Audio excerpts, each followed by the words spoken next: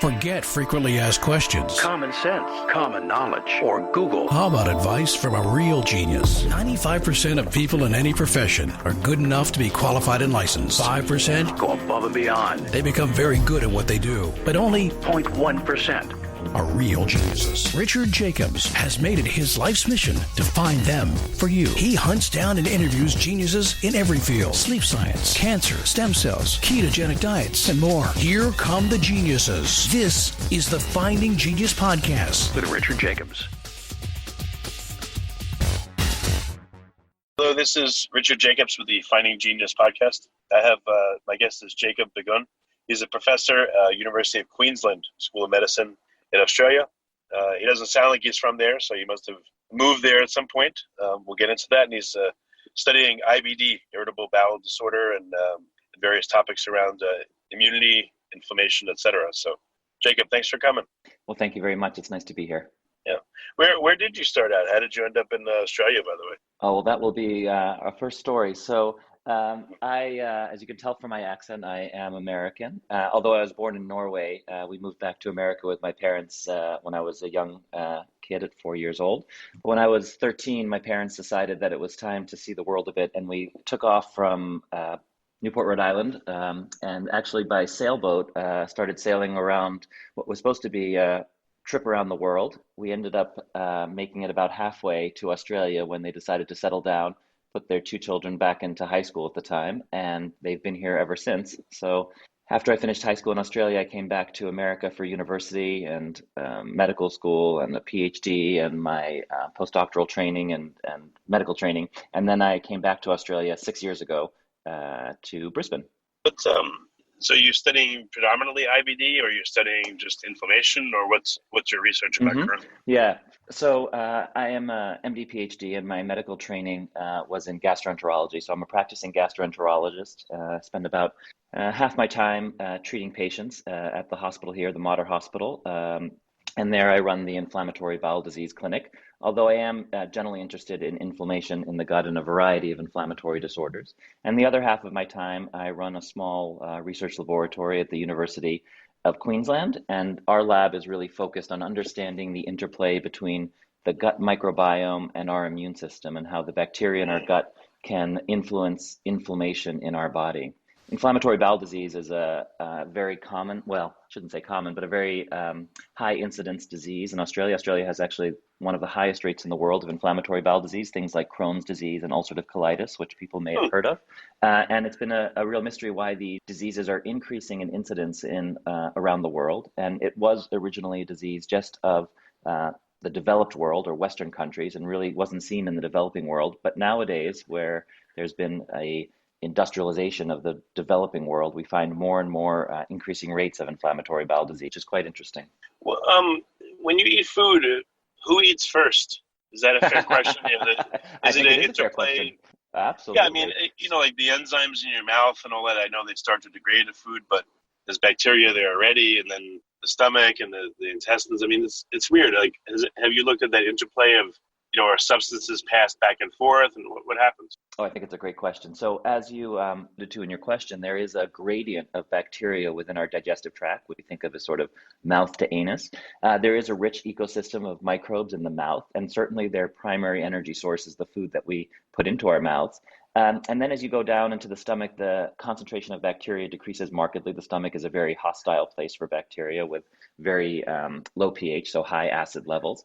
And then as you get into the small bowel, you start seeing that the bacterial concentration increases the further down you go in the small intestine. And then when you get to the colon, that's really when the major load of bacteria are encountered. The average person has several kilos or almost 10 pounds worth of bacteria in their GI tract.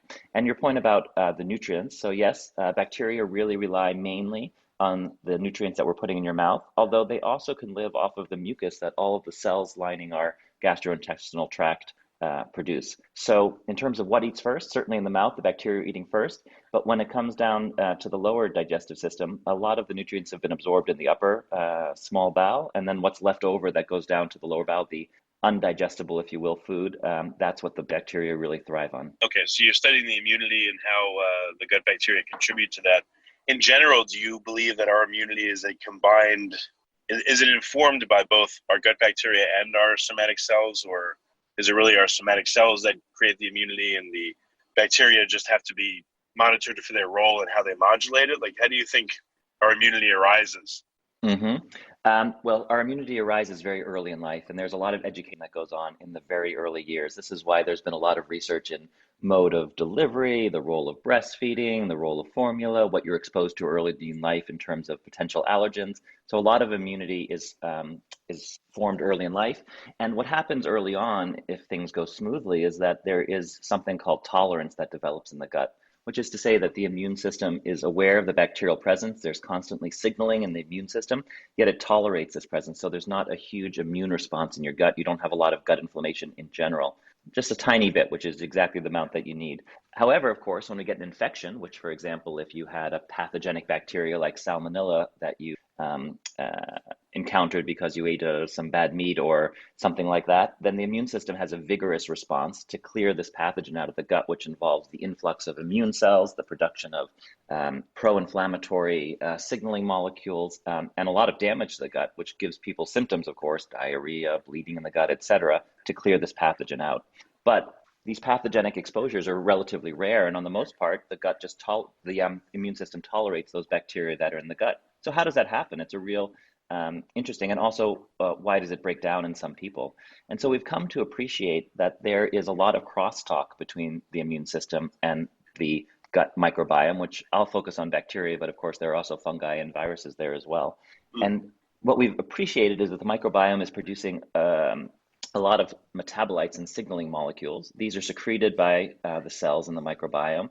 They diffuse through the gut, and then they interact with the immune system, the somatic cells of our body, if you will. And the immune cells have evolved to respond to these signals, either ramping up inflammation in the case of pathogens when they recognize certain pathogenic signals, or in general, calm down and tolerate these microbes living in our gut. So when irritable bowel arises, does have people been sampled? Well, you don't know, and you certainly don't wish it upon someone. You don't want to cause it, but is there a set of conditions that scientists have figured out where someone's very likely to get IBD within a certain number of years? And if so, can you sample those people's microbiomes, longitudinally before and through it to see what happens? It's a great question. So I'll just distinguish between two different conditions because it's important probably to distinguish and also recognize what goes on in both of them. So there's a condition, and the names are very similar, which makes it confusing. And there's a condition called IBS, which is irritable bowel syndrome. And this is a very common condition in industrialized countries. It might affect 30% of the population, characterized by irregular bowel habits, pain, and this is also thought to be linked to the microbiome, but also linked to diet, and there might be some small degree of inflammation contributing to that particular syndrome. It certainly, in some patients, responds to antibiotic therapy, for example.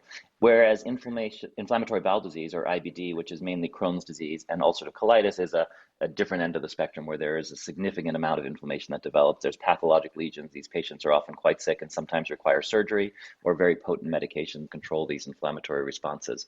So with respect to the role of the microbiome in the development of disease, we know from some epidemiological studies that there are certain risk factors that are associated with the incidence of inflammatory bowel disease. These things include childhood exposure to antibiotics, which kind of points a little bit towards the microbiome. There is some evidence about C-section versus vaginal delivery. Vaginal delivery might be protective. In addition, breastfeeding might also be protective in large cohort studies, although epidemiology is always susceptible to bias, etc. But there are a few clues there that microbiome might be important. There are, as you mentioned, because the incidence of this disease is only 30 per 100,000, it's a little unfeasible to go out and check, 100,000 people and look at them every year and see for those 30 who develop disease. But there have been a few notable studies that have happened recently. One study is a study from Canada where they looked at high-risk individuals. So these are people who have a first-degree relative with inflammatory bowel disease or multiple second-degree relatives. And in this patient population, the rate of IBD is much higher. And they've looked at these patients longitudinally to see if there are changes in the microbiome that precede their diagnosis of inflammatory bowel disease. And then there's another big data set, which is from the US military, actually, where they've collected serum samples from Army personnel going over 20 or actually 30 years, and they've looked at changes in the blood tests over these years, and they can find evidence that there are immune responses in these blood tests well before patients develop the disease. And what the trends seem to point to is that something happens in the gut where the normal diversity that's there, where we have generally greater than 350 species of bacteria, main species of bacteria in the gut, this diversity contracts, and we see a loss of diversity. And this seems to be the strongest signal that we see associated with inflammatory bowel disease. The actual individual bacterial species that are going up and down in prevalence, that is a little bit harder to harmonize across all of the various studies that have been done. There does seem to be some general trends in terms of large family of organisms that tend to go up and tend to go down. But overall, I think the message that comes out is that seems to be less diversity, and associated with that lower diversity is a dysregulation of the immune system, where it becomes more active and more inflammation in the gut. So if I think of the bacteria in the gut, the gut is a job center for bacteria. A lot of people talk about diversity. Oh, there's more diversity in healthy people, there's less. But yes, that doesn't really tell me much. No. Great, there's less diversity, but if I think about it instead as a job center, maybe that means certain jobs are unfulfilled. Therefore, certain compounds that we need to be healthy are not being made by the bacteria, and perhaps that's the reason for the pathology. What's your thought? That is a fantastic segue into what we're doing in the lab. So thanks very much for that. So I agree completely. So the technological advances that we have seen recently that have allowed us to get the level of detail understanding that we have of the gut bacterial composition has really been based on this next generation sequencing of DNA, which has revolutionized many aspects of biology in the last couple of decades. And so this allows us to sequence the DNA in stool, and from those sequences, we can then put together a map of, this particular species of E. coli is represented at 0.1%, and this particular species of Streptococcus is represented at 2%, and that's how we get these maps of the microbiome. So that type of mapping tells you which bacterial species are there, and that's fabulous. We know so much detail about that, which is great, but it doesn't tell you what those bacteria are doing at a functional level. It doesn't tell you about these chemicals that they're producing. Even if the genes for producing these molecules are there, they may be turned on or not, and we don't really have the level of detailed understanding of that. We are starting to get that with techniques like metatranscriptomics, which is looking at the RNA expression levels of bacteria, and also metabolomics, which is looking at the chemicals that these bacteria are producing and that the body's producing as well. So in my lab, what we're trying to do is understand the function of individual bacteria within the gut. I think that the field as a whole has been focused on communities, which is great, but to really understand how those individual members of the community might be interacting or might be influencing the host, we feel that we really have to look at them individually. So what we do in my lab is take samples, usually stool samples, and under our anaerobic culturing facilities, we're able to grow out various bacteria in individual cultures that exist in that sample. And then once we have the single bacterial species, we can look to see what they produce under various situations in terms of what nutrients we give them, what growth conditions there are, and we can test the chemicals that they're producing in assays that we have in the lab. Assays are biological tests. So we can see if the bacteria are producing chemicals that tend to suppress inflammation in our test tubes in the lab, or tend to promote inflammation. We can also check the whole stool sample as well to see if that overall community on the whole integrated tends to promote inflammation or not. But this greater understanding of the individual bacteria and what they're producing is now going to inform all of these data sets we have that show, oh, well, look, these genes are there. And now in the lab, we're able to say, well, if those genes are there and they're turned on, then we have this sort of function. And functional annotation of these genes is what's really been lagging behind the genomic revolution. And so we're hoping to contribute in that way and therefore inform everyone else's studies as well about what function these genes might have that they're finding. Well, I've heard, for instance, I don't know, but, like I take thyroid hormone, and supposedly like T3 to T4 is converted in the gut. It's always in the gut, and I've heard serotonin, the preponderance of it's made in the gut, and B vitamins are made in the gut. So if we understand what's going on and what the bacteria produce, from a metabolomic standpoint, maybe then we could use blood markers as a good proxy to see the condition of the gut and what's going on there, what jobs are either being fulfilled or not fulfilled. If you look at, let's say the gut bacteria make certain B vitamins, and IBD always seems to be then associated with, a lack of certain B vitamins, maybe the two correlate together and you can gain some understanding that way. Yeah, and certainly it's a lot more attractive to look at blood tests and stool tests to look at these sorts of metabolites. And people are looking at blood. They're also looking at urine, which has the advantage of sort of doing a bit of filtering out of normal blood proteins, et cetera, and allowing the metabolites to be concentrated in the urine. So that's another attractive place to look. And certainly there are many examples of um, nutrients that are bioconverted by gut bacteria. I think one of the most classic examples is probably vitamin K, which is activated in the gut. But as you mentioned, there's a lot of vitamin deficiencies we see associated with disease. Vitamin D is another one that we commonly see in inflammatory conditions, IBD, and also other immune-mediated disorders. And I think that that's a really nice idea about thinking about these deficiencies that we find and not just looking at, that must mean that the intake of them is too low, but also think about the bioconversion that's happening in the gut of precursors to the mature nutrients that our body needs, and potentially supplementing that. I will say that the research field for probiotic supplementation has been a fairly disappointing one in terms of being able to see supplementation of particular bacteria have beneficial effects in people. And some of that might just be the numbers game. When we're giving someone even billions of organisms as a probiotic, that's still in a sea of 100 trillion organisms. So in many respects, it's a drop in the bucket in terms of absolute numbers. And then even if you add those bacteria to the system, whether or not they'll be able to set up shop, as it were, to find their niche, to grow into their niche and colonize the gut, that seems to be a difficult task to do when there's already an established gut microbiota there. Yeah, they have to survive the stomach acid. They have to, get to their proper resting place, and there has to be enough and fight of them. off the other bacteria that might be there already. Yeah, no, that's true. I will say, Jacob, the one exception to that rule, especially in inflammatory bowel disease, is I guess not a probiotic technique, but a megabiotic technique, which is a technology called fecal microbiota transplantation, or FMT. And this has gained a lot of success stories. It's racked up. The major indication for fecal microbiota transplantation is recurrent C. difficile colitis, which is an infection of the gut that causes quite a bad set of symptoms. And FMT seems to be the most effective therapy for that, particularly for people who failed a course of antibiotics. But there's also been now 4 randomized controlled trials in inflammatory bowel disease that's showing FMT can be very effective as some of our most potent medications, biologic medications like anti-TNFs, et cetera, at inducing remission in inflammatory bowel disease. So I think we have at least a proof of principle that certainly changing the bacterial composition can affect disease. Why do you think FMT works? Is it because that you will get trillions of the right bacteria and therefore it's enough? Or, one thing that occurred to me is when we take probiotics, there's likely, there's probably no phage associated with them. But if you do a fecal transplant, there's going to be trillions and quadrillions of phage associated with those bacteria. So maybe it's the phage that either caused the success or lack of success of a bacteria taking hold and not the numbers of bacteria themselves. That's a very astute point. So yes, you do put a lot more bacteria in. You do an FMT. There's also many more species of bacteria that you put in. So if you think that, maybe there's a deficiency of a few species, you might have better luck with an FMT than you would with probiotics. But this comment about phage is very interesting one. So yes, you're right. There are many more phage. The phage outnumber the bacteria in the human microbiome.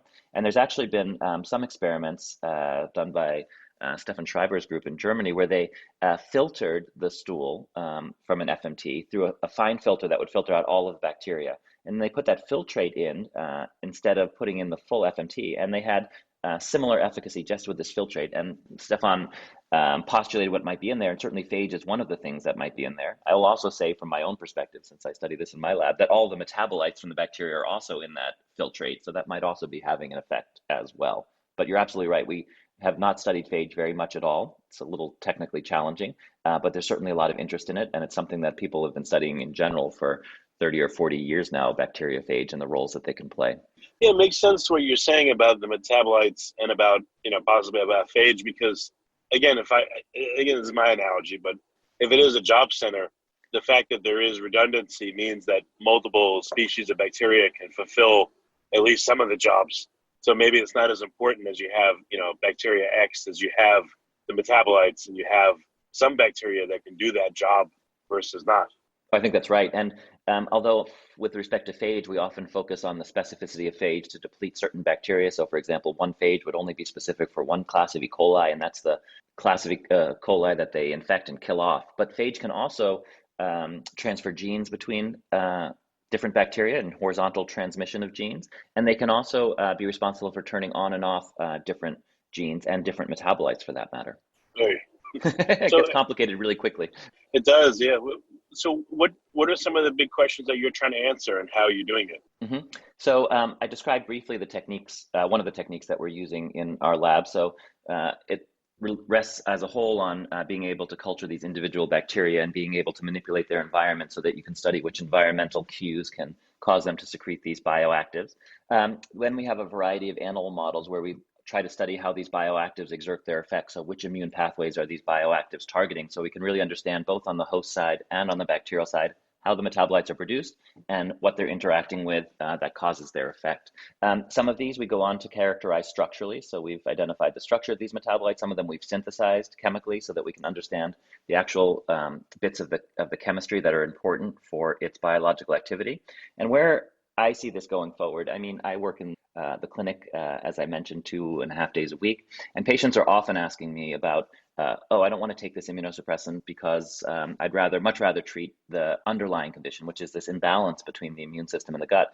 And there's a real demand for these sorts of therapies that are derived from bacteria that can have the effects that we want, and also just that principle of treating the underlying disorder rather than trying to treat the downstream effects of that disorder. So from my perspective, the big unanswered questions are, what is really the driver of gut inflammation? And it applies to IBD, which is my field of interest, but actually it applies to many other immune-mediated diseases, of which we're seeing a huge increase around the world, be it rheumatoid arthritis, ankylosing spondylitis, autoimmune thyroid disease, for example, other autoimmune conditions. A lot of these have been linked to alterations in gut microbiome and dysregulated immune system. So I think it applies to many immune-mediated diseases, and really trying to mine that knowledge, that community, that natural process to understand where things are going wrong and why we're seeing this increase in disease in our world, and perhaps how we can correct that in a way that treats that underlying disequilibrium. Have you seen papers where people that have Crohn's or IBD, where they were given antibiotics like broad spectrum, and did that worsen their condition or improve it or change it? Well, with both Crohn's disease and ulcerative colitis, there are data out there about the role of antibiotics and that you can improve inflammation by treating with antibiotics. One of the problems with this approach is that antibiotics themselves also have side effects that are not desirable in the long term. And in general, when you stop the antibiotics, disease symptoms recur. So it's not a long-term strategy, unfortunately.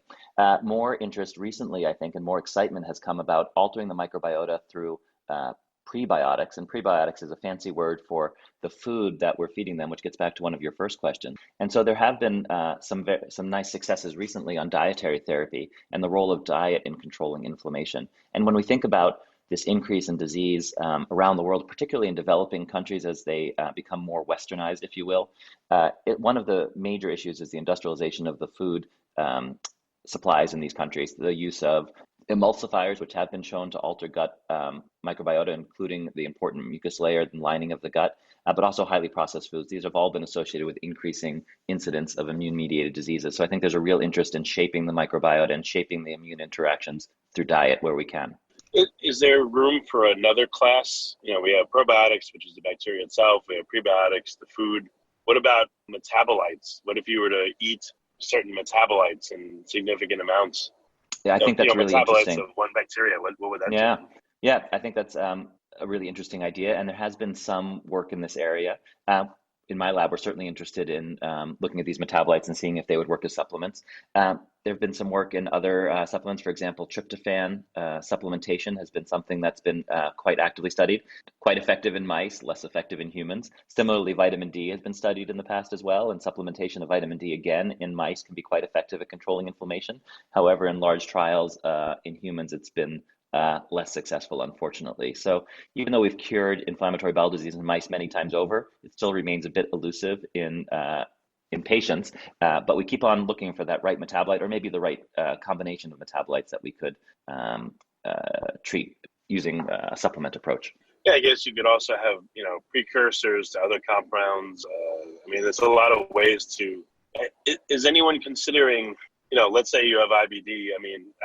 I guess all the technologies are there in separate pieces, but why not have a little bit of a preferential phage that preys upon a certain bacteria that seems to be in too high of a prevalence in the gut, and at the same time, a narrow spectrum antibiotic, and at the same time, a prebiotic to feed what you want to have there instead, and at the same time, a probiotic as well to bolster that. Why not a little bit of 4 or 5 different interventions to try to restore a gut instead of one just sledgehammer or one way only?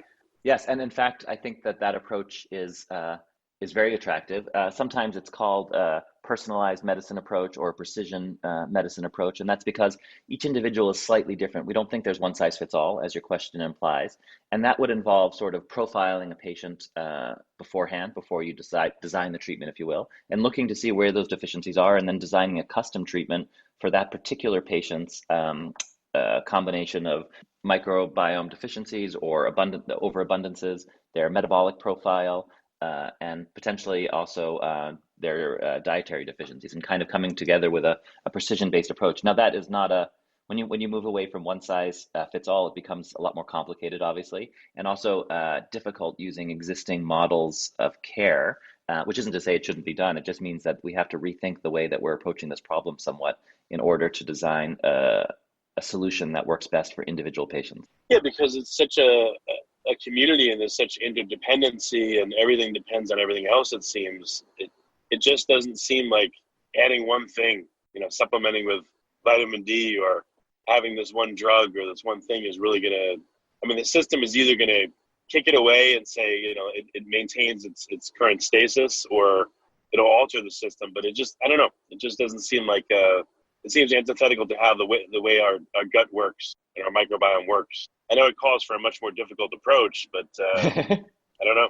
No, I think that it's a very aspirational goal, and something that we should be aspiring to. And in general, I think in medicine as a whole is appreciating individual variability in our patient populations, that not everyone's the same, and that, as you say, just using one drug or one approach is probably not going to lead to the best results, but rather a multimodal approach where you target the various aspects that we understand through all of our associative studies and mechanistic studies, targeting those individual targeting the whole group of disturbances that we see in these patients, rather than just individual parts, either the T cells seem to be active, or the microbiome, or the gut lining, or whatever it is. We target all of it together. I think that would be probably much more successful, and maybe someday we will be able to cure this disease rather than manage it, which is what we do currently.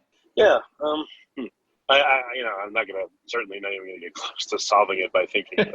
I'm just thinking about all this.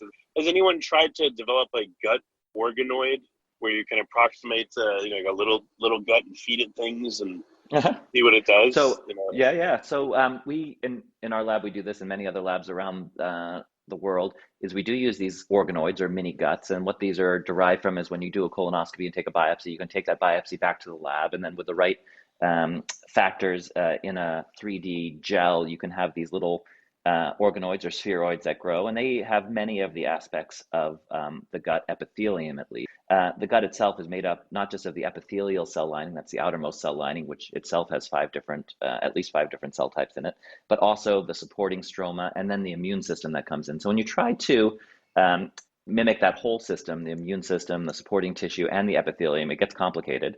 There have been some attempts at doing it. They have things that are called so-called gut on a chip, where they have at least the immune system and the epithelial cell compartments, and sometimes some stromal compartments. But of course, when you're doing it in a chip, it's very regulated and it doesn't quite capture all the complexity, but it's getting closer. And in these gut on a chip approaches or organoid approaches, we can test individual perturbations and combinations. And in our own lab, when we've looked at the differences in responses of organoids derived from different patients, we see individual differences in their response to treatments that we use in the lab. And so one day I would love to have the situation where we could have a patient, we grow their organoids in the lab, we then test that organoid on a variety of metabolites, on a variety of bacteria that we have in our collection. We find what that patient's organoids respond best to in the lab, and then we concoct a combination of factors that seem to be best suited for their genetic background, for their immune phenotype, that might work best for them. I would love to see that reach maturity and become a standard of care. That'd be fabulous. And then just a couple more questions. In terms of immunity, do you see that a properly functioning gut, could you consider it a first line of defense and our immune system a second line, or Does that not make sense? Is there not one before the other? It's either both or the absence of both. Any sense of that? Absolutely. So when we think about the first line of defense in our bodies and in terms of the immune system, we often think of the innate immune system, and the innate immune system encompasses the barrier function, for example, of our skin, of our lung lining, or of our gut. These are all the first line therapies. So even those epithelial cells, the outermost lining of cells of the gut or the lung or the skin, are making antimicrobial peptides. So these are proteins that the gut is making that target specifically, seem to target pathogenic bacteria. The gut also makes a very protective mucus lining that's very important for homeostasis, to have this nice mucus lining. And so that is the first line of defense. It's only once bacteria get through this outer lining of defense that they get exposed to the adaptive immune system, the B cells and the T cells that make up our adaptive immune system, as well as a variety of other cells. So yes, it's very reasonable to think about it as a two-stage process. But those two aspects of the immune system are in constant communication with each other. So the innate immune system, the epithelial cells, et cetera, can signal back to the adaptive immune system to mount a vigorous response, and vice versa. The adaptive immune system can also influence the tone of the innate immune system. Well, what do you think is going to be possible, from your research and in general in the next in the near term, next year or two? Any breakthroughs that you're nearing, or? We have a few metabolites in the lab that we've pulled through the process all the way down to structural characterization and synthesis. And we think that some of these we might be able to develop into therapeutics. That's probably over the next few years, I hope. In the shorter term, I'm hoping to understand and better characterize a handful of species that we've been focusing on, a few dozen in fact, and start looking at the abundance of these and the abundance of the metabolites they're making in patient cohorts and healthy controls to see if there are differences, at least to point us in the right direction for the approach that we were talking about before about metabolite augmentation, be that either through prebiotics or the metabolite directly. And just by identifying these, hopefully we'll find some that are generally regarded as safe GRAS molecules that could be taken in the form of supplements, or even perhaps a combination of strains that would be a super probiotic, if you will. Okay. Well, very good. Jakob, what's the best way for people to find out more about your work and what you do? So thank you. You can certainly find me on the Mater Research Institute's webpage, and you can see information about the lab and about what we do. And I encourage you to come and then have a look. Okay. Well, very good, Jake. Thanks for coming. I appreciate it. Thanks very much. It's been a great conversation. If you like this podcast, please click the link in the description to subscribe and review us on iTunes. You've been listening to the Finding Genius podcast with Richard Jacobs. If you like what you hear, be sure to review and subscribe to the Finding Genius podcast on iTunes or wherever you listen to podcasts. And want to be smarter than everybody else? Become a premium member at findinggeniuspodcast.com. This podcast is for information only. No advice of any kind is being given. Any action you take or don't take as a result of listening is your sole responsibility. Consult professionals when advice is needed.